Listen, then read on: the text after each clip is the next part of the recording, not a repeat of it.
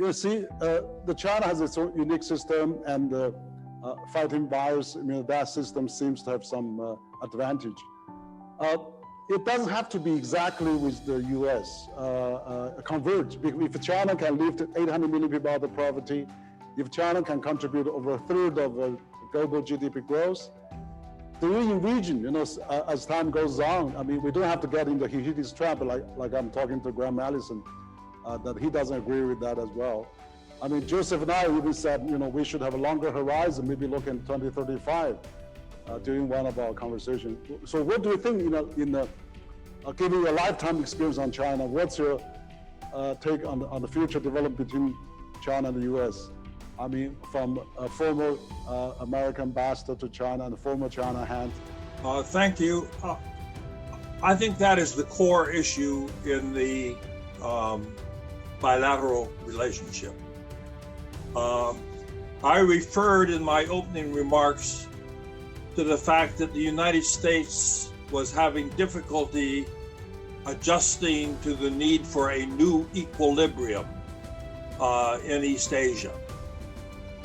And I think that's a real problem for us, because if you read American speeches and writings on the subject, we still have many people who think that dominance in air and naval power, for example, is necessary for the United States.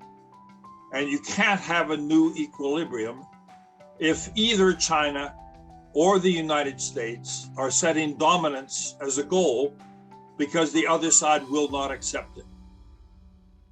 And therefore, if we're going to have a dialogue with China, we have to begin addressing the question of how do we strike a military balance in which each country feels it can meet its defense needs, and the United States, that includes the defense needs of our allies, but is not so powerful that we appear to have the capability to engage in aggression against the other side. And we are not yet there, and we are not yet mentally prepared to try to undertake that task. And it is absolutely necessary, because you have to have a balance of power in East Asia. And otherwise, we're going to be continually in strategic rivalry with each other. And that's one reason why I think it is absolutely wrong to think that our dominant factor has to be strategic rivalry.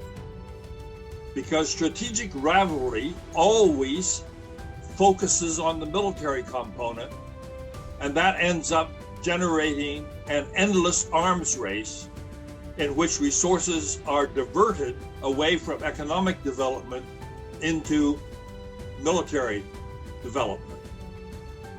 Now here, I think the United States has to stop thinking in terms of dominance. And I think the Biden administration was wrong by introducing this concept of dealing with China from a position of strength. Anybody would understand that China would never accept that as a basis for the United States to deal with China. Forward to continue our conversation like we did with Wilson Institute. In the past, we hope to do that with